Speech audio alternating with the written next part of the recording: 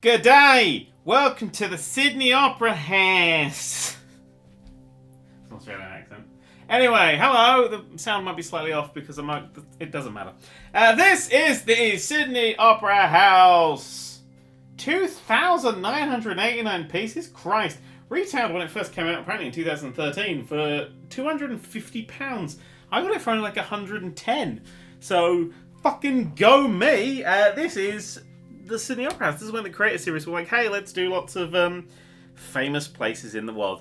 I've had to set up a bigger table thing for it because it's fucking massive. It's a base plate and a half, or is that a base plate and like a mega base plate? I can't quite work it out. Is that bigger than a normal? I think that's bigger than a normal base plate. Do I have a road lying around that I can compare that to?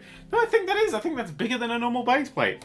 It's a fucking huge thing. I've got it on top of a set of shelves. It's more of a display piece. Once it's built, and I'll be perfectly honest, as much as it definitely does look like the Sydney Opera House, it's quite ugly. It's especially around the back. Let me spin it around just quickly.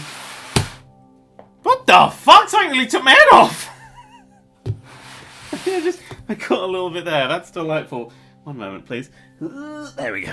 Nobody will complain now that that's missing. There we go. Yeah, I don't... See, I've got it at a height, so you look sort of like at this angle of it, and at this angle it's much nicer, but this is just a bit bland. It's very nice. I mean, I like the steps, and I like all the little tunnels and entrances and things, and I like the fact that they've actually done a really beautiful job. But, yeah, just as a display piece, it's actually quite a bit boring, which is a little shame. Maybe some more, little trees and bushes, and you know what would be great? Do I have any lying around? I don't. Piss. The little guys that you can get, the little tiny ones they introduced with the helicarrier. They've got quite a few of them now. But having loads of those little guys just around the place, I think I'm going to do that, actually. I better buy a lot of them somewhere. Yeah, that's what I think this set needs. If they ever redo it, which they probably do, because they seem to be redoing everything, it could do with some extra little bits. But I like the stairs. I think they'd be a bit, maybe the wrong scale, but I think that'd be cool. Yeah, it's got all these lights all the way around. You'll very be aware of these lights, because every single second you move this, you will ping it off. It's pretty much only joined here. I mean, it is like locked underneath, but I always feel like that extra joint there just worries me. Every time I see it, I'm like, no, I've got to move this fucker again. But the reason I bought this wasn't just that it was fantastically cheap, was that I just wanted to know how they put it together. And I'll be perfectly honest, from a building perspective, I think this is one of the best Lego sets, because how the fuck, like, the construction inside here, which I'm not going to show you because I won't know how to put it back together, is angles and spinning and stuff. So for a really interesting sort of build, even on like the outside, they're just not quite, it's all angles and it's beautifully done. I mean, they've done a really good job. They've actually taken a slice out of a Lego piece there. How the fuck did I manage that? Look, there's like a dent in that bit of Lego. Did you attack this with a knife at some point? Rebecca says yes. Yeah, it's a beautiful thing. Another slight problem is that these entire sections, or this whole section comes off here, but you knock them over every time you try and touch the fucking thing. These whole sections aren't really attached on at all. In fact, you can just pull them right off with quite a lot of ease. This one here just kind of pops off. There we go. There's no real... It's not supposed to pop off, and you can see sort of in there ball joints and Technic pins and a whole bunch of crazy crap that makes this one, in fact, primarily this one's different to the other ones, because this one sort of like folds open. You build it sort of open like that, and then it folds together, and the other ones are a bit way more difficult. Oh no, it's fallen apart. You see, it's just... This set is going to dissolve before I move it. Anyway, we'll fix that in a minute.